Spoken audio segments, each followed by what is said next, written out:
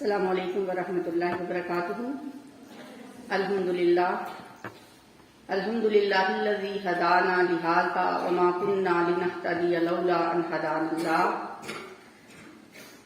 سب تعریف اس اللہ کی جس نے ہمیں یہاں تک پہنچنے کی توفیق عطا فرمائی، ہماری رہنمائی فرمائی کہ آج الحمدللہ ہم سب یہاں اس کی کتاب، اس کے کلام کو سمجھنے کے لیے یہاں اکٹھے ہوئے ہیں۔ یہ ہماری اوقات نہیں ہے کہ ہم خود سے یہ کام کر سکیں، یہ اللہ کی خاص رحمت، اس کا فضل۔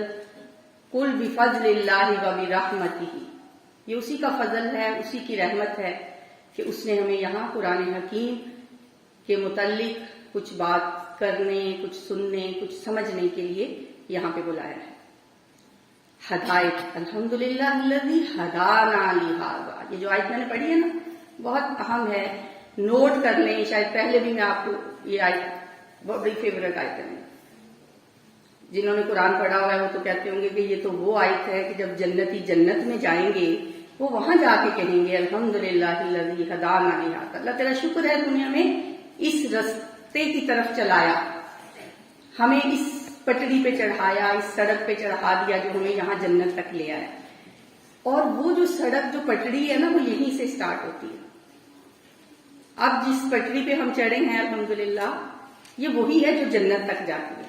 تو یہاں سے بھی ہمیں اس کا شکر ادا کرنا چاہیے۔ اللہ تیرا شکر ہے، ان کو بھی اللہ تعالیٰ جزائے خیر دے جنہوں نے یہ سلسلہ شروع کروایا تھا۔ جیسے میں نے پچھلے دفعہ بھی آپ سے کہا تھا کہ 16 جنوری کو سینٹ نے ایک بل پاس کیا تھا، جس کی وجہ سے اب ظاہر ہے مختلف ادارے، یونیورسٹیز یا ایفیلیٹڈ کالجز جو ہیں وہ پابند ہیں کہ وہ قرآن اور سیرت کا علم بچوں کو، جو ابتدائی طور پہ لوگ BS کرنے کے لیے آتے ہیں، یہ ان کی ڈگری کا حصہ بنا دیا گیا ہے۔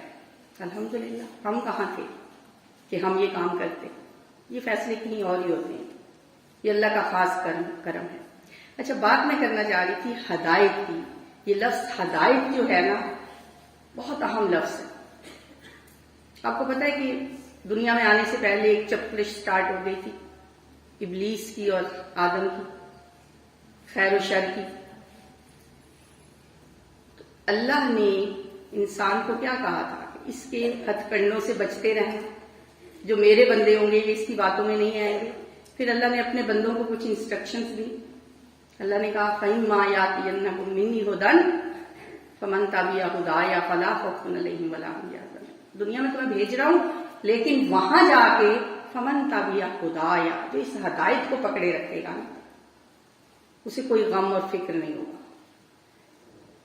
تو پھر چونکہ اللہ نے ہمارے اندر دونوں چیزیں ڈالی، فَأَلْهَمَهَا فُجُورَهَا وَتَقْوَاهَا، فسق و فجور بھی ہمیں بڑا اٹریکٹ کرتا ہے، تقویٰ بھی ہم ابزارو کرتے ہیں، دونوں چیزیں ہماری اس رشت میں رکھ دی گئی ہیں۔ تو اس لیے اللہ نے دن میں بارہا ہمیں ہدایت کی دعا مانگنا نہ صرف کہا کہ آپشنل نہیں ہے، یہ فرض کر دیا گیا، واجب کر دیا گیا کہ دن میں جتنی دفعہ نماز پڑھیں گے ہر رکعت میں ہم اللہ سے ہدایت مانگیں گے، کیونکہ یہ بہت ضروری چیز ہے۔ اب دیکھیں، ہدایت کی بات وہاں سے بھی چلی کہ جب جو ہدایت میں بھیجوں گا تم اسے مضبوطی سے پکڑ لینا، پھر کوئی غم فکر نہیں ہوگا، پھر اسی اپنی گمگشتہ جنت میں واپس آ جاؤ گے جہاں سے نکالے گئے ہو۔ تو پھر یہاں پہ اللہ نے فرض کر دیا کہ یہ ہدایت جو ہے مانگتے رہو، اہدنا الصراط المستقیم۔ بس آپ نے اب یہ کام کرنا ہے کہ جب بھی کہیں اہدنا الصراط المستقیم تو یہ سوچ کے کہیں کہ میں وہی ہدایت مانگ رہی ہوں جو مجھے جنت تک لے جائے۔ پھر اس کتاب کو بھی، قرآن حکیم کو بھی ہدایت کہا گیا، ھدی للمتقین، یہ ہدایت ہے متقین کے لیے، یہ کتاب ہدایت ہے۔ اور یہی ہدایت، یہی رہنمائی، یہی سیدھا رستہ اگر ہم اس پہ چلتے رہیں گے تو انشاءاللہ ایک دن ہم اس جنت میں پہنچ جائیں گے جس کے دروازے پہ کھڑے ہو کے ہم کہیں گے الحمدللہ الذی ہدانا، اللہ تیرا شکر ہے تو نے ہمیں یہ ہدایت دی جو ہمیں اس جنت تک لے آئی۔ یہ جنت تک پہنچنے کا رستہ یہی قرآن حکیم ہے، اور جن کو یہ ہدایت مل جاتی ہے فَبِذَلِكَ فَلْيَفْرَحُوا، انہیں چاہیے کہ خوشیاں منائیں. جن کے دلوں تک یہ اللہ کا کلام پہنچ جائے وہ پھر خوش ہو جائیں اور خوشیاں منائیں. قرآن میں کہیں اللہ نے کوئی سیلیبریشن کی، کوئی خوشیاں منانے کی بات کہیں بھی نہیں ملتی، لیکن قرآن کے لیے فرمایا فَلْيَفْرَحُوا، کیونکہ یہ ایسی چیز ہے هُوَ خَيْرٌ مِّمَّا يَجْمَعُونَ. جو کچھ بھی تم جمع کرتے ہو، تمہاری گاڑیاں، تمہاری کوٹیاں، تمہارے بنگلے، تمہارے محلات، تمہارے بڑے بڑے جہاز، ہر چیز جو ہے ہیج ہے اس کے آگے. هُوَ خَيْرٌ مِّمَّا يَجْمَعُونَ، ہر چیز سے بہتر. نبی صلی اللہ علیہ وسلم نے فرمایا ایک آیت سیکھنا، ایک آیت سیکھنے کے لیے جو شخص نکلتا ہے اور سیکھ کے آتا ہے، وہ اس زمانے کی جو قیمتی ترین اونٹنیاں تھیں نا، آپ نے ان کا نام لیا کہ اس ایک آیت سیکھنا اس سے بہتر ہے. تو اگر ایک شخص کو آج کی جو سب سے مہنگی ترین گاڑی ہے جو کروڑوں میں آتی ہے وہ اگر مل جائے اور دوسرے شخص نے ایک آیت سیکھ لی قرآن کی، تو یہ آیت سیکھنے والا اس سے بھی بڑھ گیا. ہمیں دراصل پتہ نہیں ہے. اور پھر یہ لوگ جو حزب اللہ ہیں، جو اللہ کا گروہ ہے، دو گروہ ہیں نا، ایک حزب الشیطان ہے، ایک حزب اللہ ہے. جو اللہ کا گروہ ہے، جو اللہ کا گروہ ہے وہ اس ہدایت کو مضبوطی سے پکڑے رکھتا ہے، اسی پہ چلتا رہتا ہے، اسی کے مطابق اس کی زندگی گزرتی ہے، قدم قدم سے رہنمائی اور ہدایت کو اسی کتاب سے لیتا ہے. جو حزب الشیطان ہے وہ شیطان بھی مانتا ہے، اس کے مشوروں پہ چلتا ہے. شیطان تو قدم قدم پہ ہمیں مشورے دیتا ہے نا، وہ کہ ہمیں وہ نظر نہیں آتا، لیکن ہمارے خون میں سرایت کرتا ہے. ہماری ہر بات، ہر جو ہم کوئی غلط ڈیسیژن لیتے ہیں نا، اس میں اس کا عمل دخل ہوتا ہے. لیکن یہ محنت ہمیں خود کرنی ہے، کوئی دوسرا ہمارے ساتھ نہیں کر سکتا کہ ہم نے اس کے مشوروں سے بچنا ہے. ہم نے اللہ کی کتاب سے ہدایات لینی ہے، اس سے مشورے لینے ہیں. اور جب انسان اللہ کی کتاب کے مطابق زندگی گزارتا ہے، وہ بھی اس دنیا سے جب جاتا ہے بڑا پرسکون اور مطمئن. سورہ فجر کی آخری آیت میں اللہ فرمایا، پھر اللہ تعالیٰ سے کہتے ہیں یا ایتھا النفس المطمئنہ، اے نفس مطمئنہ، ارجعی الی ربک راضیۃ مرضیہ، اپنے رب کے پاس آ جا راضی راضی، خوشی خوشی. راضی تو مرضیہ ہوتا ہے کہ تو اللہ سے راضی، اللہ تجھ سے راضی. سبحان اللہ، بہت بڑا مقام ہے. کوئی شخص اللہ سے بھی راضی ہو اور اللہ اس سے بھی راضی ہو.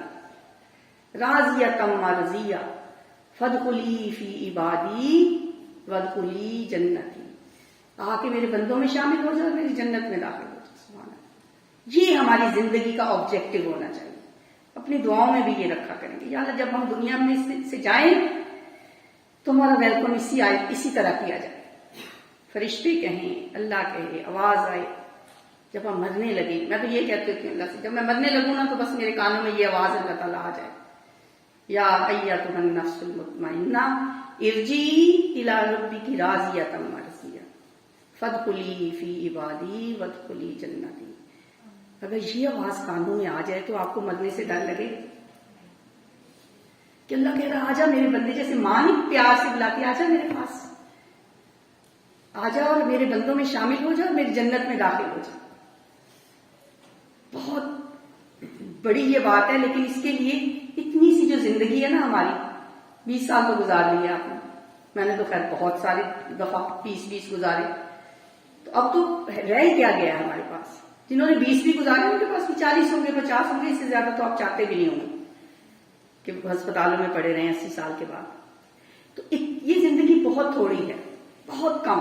یہ وقت جو ہے نا، خود ہم کہیں گے وہاں جا کے ایسے لگتا ہے جیسے دنیا میں ہم ایک دن یا دن کا کچھ حصہ گزار کے آئے، تھوڑا سا ٹائم گزار. اتنے سے ٹائم کو اگر ہم مشکل میں بھی گزار لیں اور ہمیں یہ سرٹیفکیٹ مل جائے راضیۃ مرضیہ کا، نفس مطمئنہ کا، تو یہ سودا مہنگا نہیں ہے بیٹا. اور یہ ذہن میں رکھیں کہ جب پلش چلتی ہے ہر دل میں، ہر ذہن میں، ہر دماغ میں، حق و باطل کا، خیر و شر کا یہ جو ایک محاذ ہے نا، اس سے سرخرو ہو کے نکلیں گے. یہی جہاد بالنفس ہے، اپنے نفس کے خلاف جہاد کرنا ہے. یہ دنیا کی چکا چوند اور ان کی باتوں میں نہیں آنا اور نفس مطمئنہ بننا ہے. بہت زیادہ ٹائم میں نہیں لوں گی. ضرورت کی بات یہ ہے کہ آج جو کچھ آپ سنیں گے اس کا آپ سے ایک اسیسمنٹ بھی ہوگی. آپ نے نوٹ بک بھی ساتھ رکھنی ہے, پین ہاتھ میں پکڑنا ہے. کوئی بہت ہی اہم بات ہوگی تو آخر میں آپ کو کوشچن کے لیے بھی 5-7 منٹ دے دیں گے. آپ نے سمجھ کے توجہ سے دھیان سے سننا ہے, کیونکہ گھر جاتے ہی آپ کے لیے ایک اس کی اسیسمنٹ آ جائے گی. آپ نے ایک کوئز کرنا ہے پھر, اور وہ بھی بڑا اہم ہے. آپ کی اٹینڈنس بھی بہت اہم ہے. اٹینڈنس کے بھی ایک پرفارم آپ کو دیا جائے گا, وہ بھی گھر جا کے جس نے اٹینڈ کیا ہے. ظاہر قرآن کی کلاس ہے, آپ شیٹ کیا بولیں گے, تو آپ اس کو اسی طرح سے جیسے آپ کوئز اٹیمپٹ کرتے ہیں ویسے ہی آپ نے اس پرفارما پہ اٹینڈنس بھی لگانی ہے اور کوئز بھی کرنا ہے. آپ سارے کے سارے مجھے ایٹ اے ٹائم ملتے بھی نہیں ہیں, ایک ہی وقت میں ملتے ہیں جب کبھی ہمارا سیمینار ہوتا ہے, کیونکہ جب ہماری آن لائن کلاس ہوتی ہے اس میں تو سارے موجود بھی نہیں ہوتے نا, کیونکہ 100 تک لوگ اس میں آ سکتے ہیں. چلیے جی, اب میں بلاتی ہوں اپنی مہمان کو, لبنہ تصویر کو. یہ انشاءاللہ آپ کو وہ سارے کانسیپٹ آپ کے کلیئر کر دیں گی جو ہم نے تھوڑا تھوڑا کر کے جس کو پڑھا ہے. تجوید کے کچھ رولز ہمیں بتائیں گی اور وہ کامن غلطیاں بتائیں گی جو ہم نماز میں قرآن میں کرتے ہیں, پھر ان کی اصلاح کیسے کی جائے گی. لبنہ تصویر صاحب.